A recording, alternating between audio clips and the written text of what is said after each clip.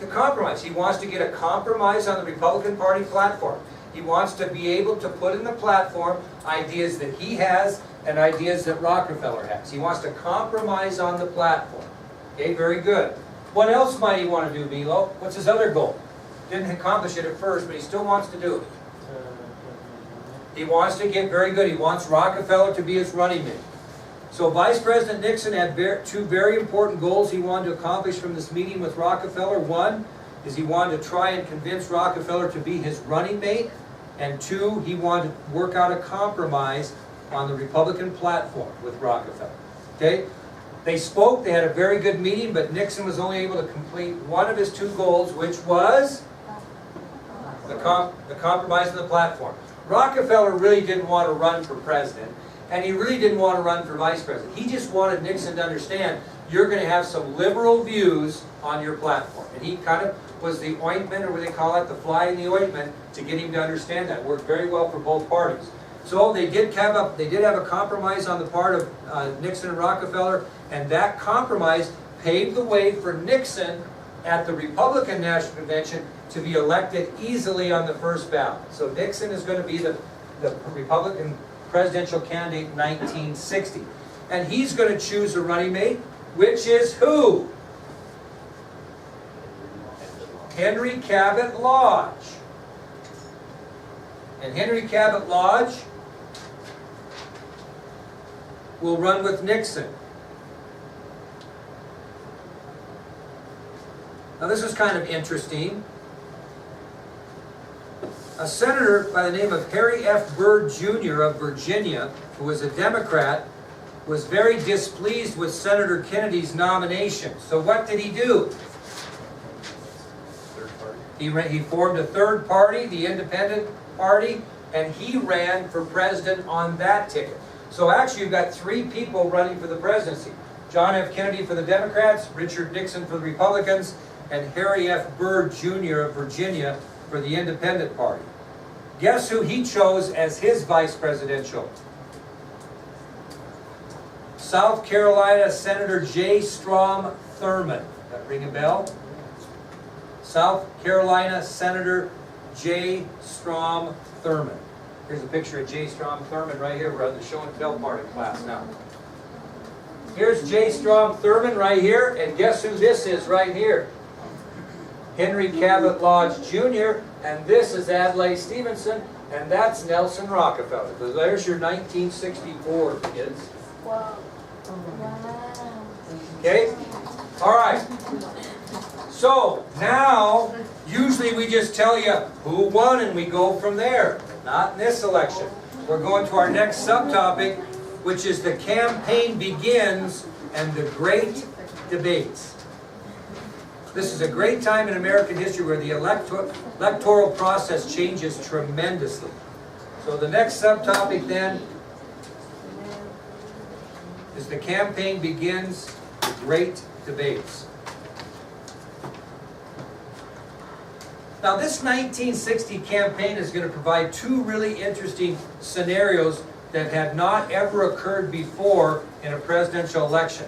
Anybody want to guess what one of them might have been? Television. Very good. For the first time in history, a presidential campaign is going to be fought on television. Okay? I'll give you a couple statistics on that before we go to the second scenario. Actually, you don't have to write this down, but the first television was actually introduced in the United States on August 24th of 1945. It was a great big wood cabinet with a 5x7 screen on it. If you can picture a big cabinet like that with a little 5x7 screen. So it was new in 1945. We talked a little bit about the color TV coming in. But here's the statistics you should know.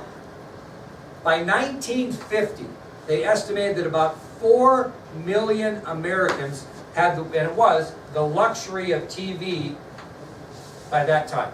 So by 1950, 4 million Americans enjoyed the luxury of television in their homes. Now we just take it for granted. I mean, I got about 8 TVs in my house. So I'm thinking, what's the deal, Now, in 1950, only about 4 million people enjoyed the luxury. However, this is important. By 1960, when this election began, that number rose from 4 million to 44 million. So you got 40 million more people that own television in that 10-year period, which is really going to make television a big part of this presidential election. What was the other interesting scenario that occurred before this campaign? Nixon promised publicly that he would visit all 50 states during the campaign. That had never been done before, and I'm not sure how many times that actually has been done since. Most presidential candidates do not travel to states that have small numbers of electoral votes. They'll go to bigger states 3 or 4 times. Well, Nixon promised right off the bat that he would visit all 50 states during this campaign. And it's going to end up being a little bit of a detriment to him. It has nothing to do with votes. Okay? So, we have Nixon promising to visit all 50 states, and we have television being part of the campaign. Now, for the first time in history, 2 presidential candidates faced each other in a series of debates, like the ones that you saw a few weeks ago. Not exactly the same, but we'll explain. Now, during this campaign in 1960, Nixon and Kennedy faced each other in 4 one-hour debates on national television. And this occurred during the months of September and October of 1960. Okay? So during the campaign, Nixon and Kennedy faced each other in 4 one-hour debates on national television. So anyone in the country that owned a television that wanted to watch could watch. And they did it during the months of September and October. Anybody want to guess what cities they were held in? Actually, I got to back up. One city twice. So there's 3 different cities they held in. Where do you think?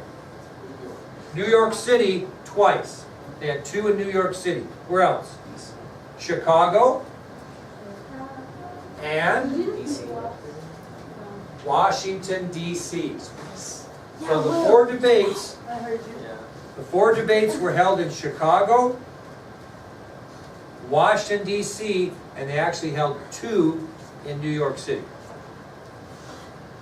Now we're going to talk about the first one, because the first one was the big one.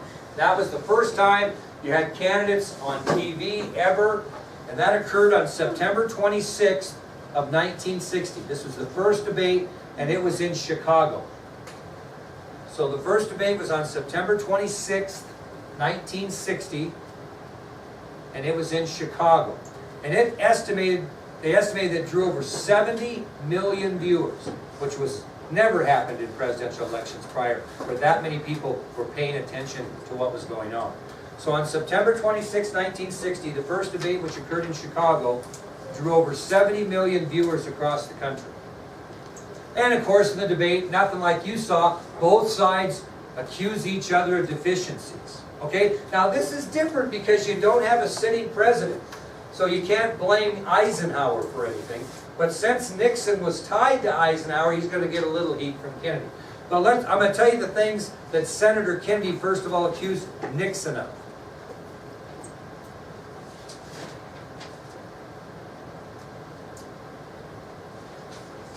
Now, this is an old-fashioned term. You may or may have not heard of it. There were 6 things that Senator Kennedy accused Nixon of giving lip service to. What's giving lip service mean? Talk about it, but never do it. Oh, I'm going to do this, never do it. Oh, I'm going to do that, never do it. So Kennedy accused Nixon of giving lip service in the following 6 areas. 1, increasing the minimum wage. In other words, Kennedy's saying, if you elect Richard Nixon, he's going to tell you that he's going to increase the minimum wage, but he's only giving you lip service. He's not going to do it. That's basically what that means. So if you're giving lip service to increasing minimum wage, it means you say you're going to, but you're really not going to. Second thing that Senator Kennedy accused Nixon of standing still or giving lip service to was expanding school construction. Expanding school construction. Nixon will tell you that he's going to build more schools across this country, but if you elect him, he really is not. Another area that Kennedy hit Nixon on was education.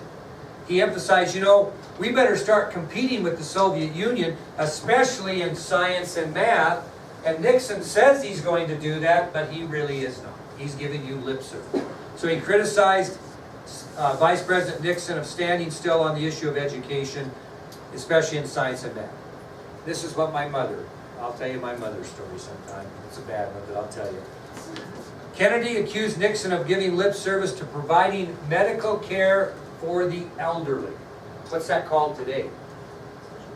And Medicare, which hasn't, at this point is not in existence, okay? So, Kennedy says if Nixon's elected, he'll say that he's going to provide medical care for the elderly, but he just is not going to do that. Another area he got after Nixon on was the use of hydroelectric power. Hydroelectric power. That he would not tap our resources. Power. Hydroelectric power.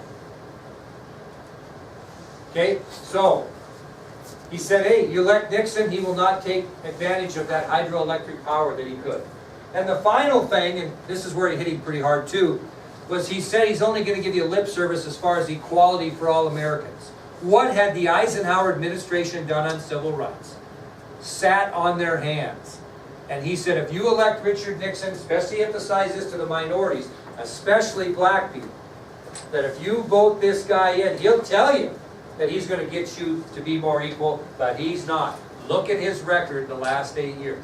Those are the issues that Kennedy hit Nixon on. Here are the areas that Nixon hit Kennedy on. This is what he said would happen if you elected Senator Kennedy. First of all, Nixon accused Kennedy of being another old term, spendthrift. My wife thinks I'm a spendthrift. Accused him of being a spendthrift at the expense of the taxpayers. If you elect John F. Kennedy, he's going to spend all your money. All your hard-earned tax dollars you pay, he's going to waste. He doesn't need, he's a spendthrift. A spendthrift is somebody that just sees something as a reactionary buyer. It's like they say, don't drink and prime, right? You get on the internet and start getting on Prime, you start ordering stuff without thinking how you're going to pay for it. You're a spendthrift, okay? So Nixon accused Kennedy of being a spendthrift, and who's going to pay for his lack of smartness in spending money? The American taxpayer. Now, it wasn't, Nixon let it know real early in the debate that he didn't come from an established rich family. It was kind of like what we saw here when Hillary hit Trump with all this money thing. Nixon did the same thing. He says, I know my candidate wouldn't know what it'd be like to be poor. Because Nixon grew up poor. And we'll talk about that way down the line. But he compared his upbringing to Kennedy's. He didn't grow up with a silver spoon in his mouth. He worked hard for everything. So when he got on the money thing and the spendthrift, he hit Kennedy kind of below the belt, which really wasn't a lot of this in these kind of debates, but Nixon was the champion. He was the first ever real mudslinger in American politics. And we'll talk more about that later. So he accused accused Kennedy of being a spendthrift at the expense of the taxpayers. He also stated that, Kennedy didn't have much of a political record, kind of inexperienced. He said, building up an established political record is not something you stand on, it's something you build on. So what he basically stated by saying that an established political record is not something you stand on, it's something you build on, is that he didn't have any experience. How you doing, dear? Good, how are you? Here, I got a little sweetness for you here. We're about done, so you just sit down, relax, and listen. How's that? So you understand the second thing he stated is Kennedy had no political experience. Now, of course, what Vice President Nixon did is he made several positive comparisons of the Eisenhower administration in which he served in to that of the Truman years that were Democratic. And here's some of the examples that Nixon made comparing the Eisenhower Republican administration to that of the Truman, the Democratic administration, that would tie Kennedy in because he's a Democrat. Okay? One thing that Nixon stated is that wage increases during the Eisenhower presidency were 5 times that of during the Truman administration. So 5 times as many wage increases. In other words, raises. You go into Maggie's, you say, gee, I'm making $7.50 an hour, I want $8.50. Well, there's one raise. According to Nixon, during the Eisenhower administration, the wage hikes for wage earners during those 8 years was 5 times what it was during the Truman years. And the only other thing that Eisenhower we didn't talk a lot about, but I appreciated it this weekend, considering that I live in rural Wyoming, is the interstate system of travel in the United States was established during the Eisenhower administration. All these interstates, these 4-laners, 2 this way and 2 this way, they were all established during the interstate commerce system during the Eisenhower administration. And Nixon pointed that out.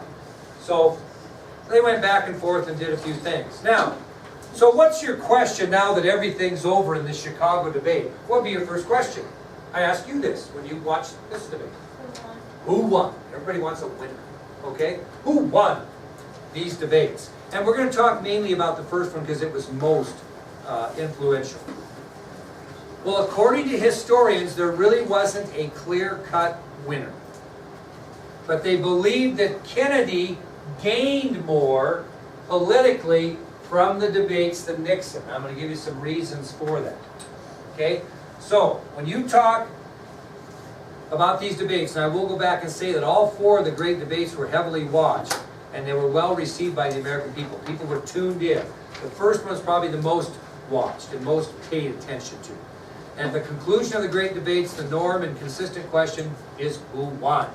Well, historians say no one did. There was no clear winner, but Senator Kennedy probably gained more from the debates.